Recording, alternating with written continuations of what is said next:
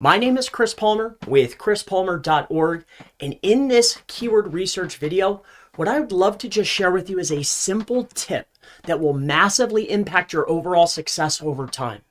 So I don't want to waste any time. I want to share with you two tools first and foremost that will help you on your quest for keyword research. For very quick access, this tool that's right here that's showing up in the green, right here at the top showing volume, is called Keywords Everywhere.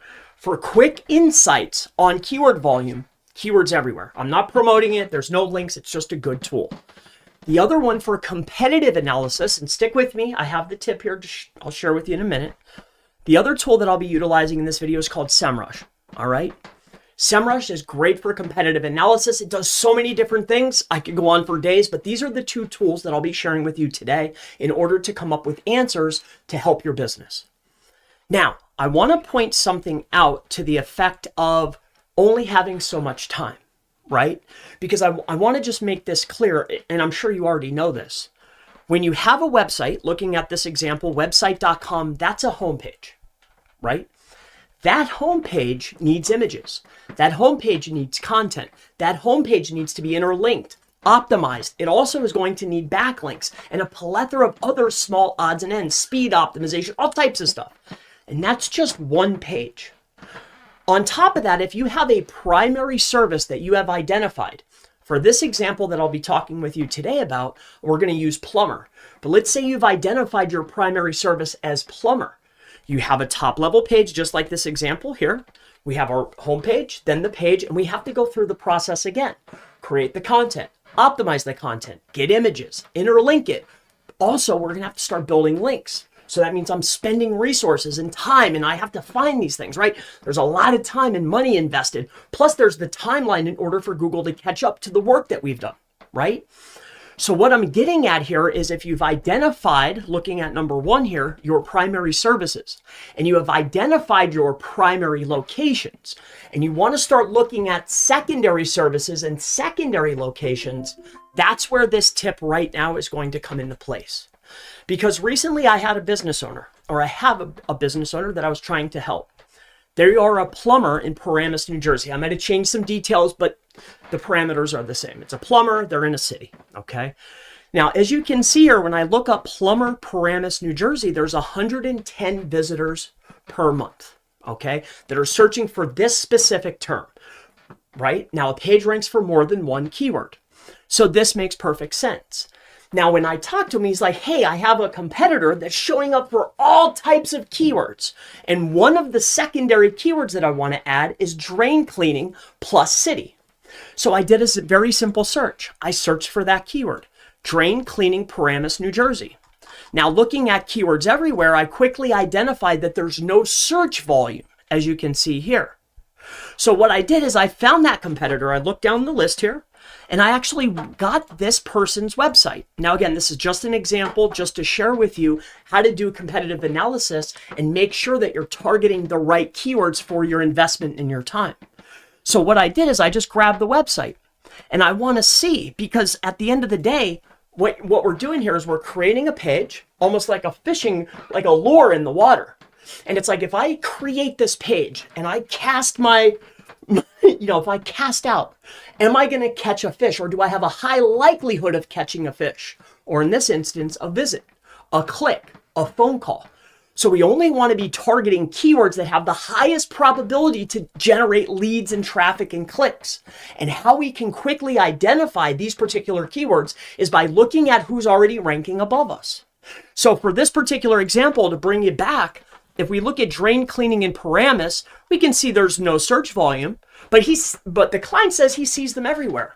So you find the person that is seen everywhere or ranking for a keyword that you want to rank for, and look at them inside of a tool like SEMRUSH. You don't have to only use SEMRUSH, but it makes it quick.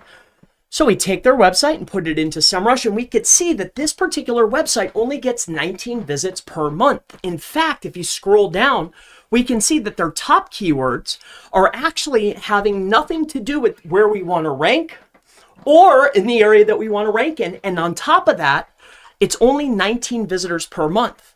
So they have top ranking positions. They're in a spot that we want to be in, but it's only generating 19 clicks per month. And that's the whole site. So that brings me back. Do I want to invest the time and resources to A, create the page, optimize the page, get the images, do the keyword research, do the gap analysis, get backlinks, right? Think of all the work that goes into it in order to be able to produce 19 clicks. And that's the tip for today. I want to share with you how to identify your primary services, figure out what the search volume is, and then take a look at top performers to see, well, if I get to that position, what type of traffic and business will I actually receive? Or at least have a rough idea. And this is how you identify primary services and secondary services to actually target. On top of that, this is how you can identify locations to target.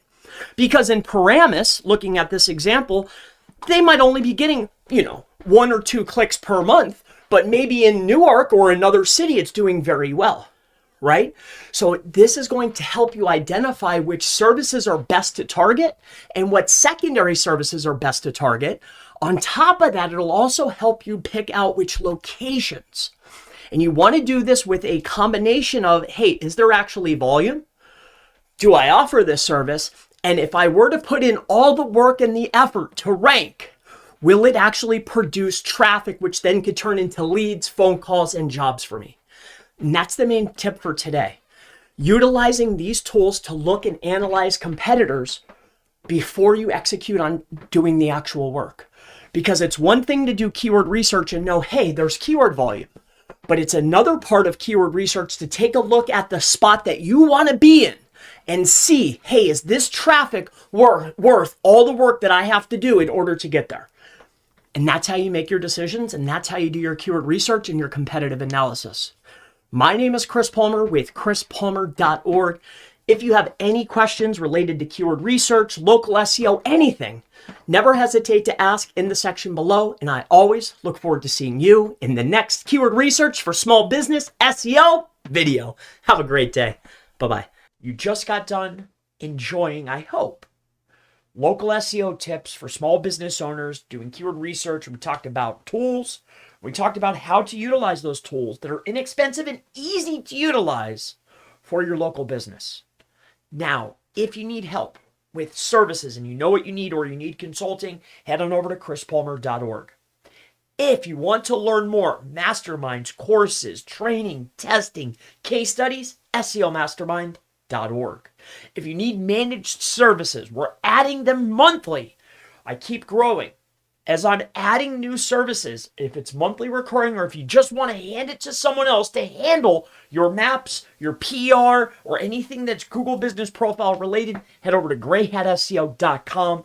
My name is Chris Palmer. Thank you for enjoying today's keyword research video. I truly appreciate you taking the time to learn with me. I'll see you in the next one. Have a great day. Bye-bye.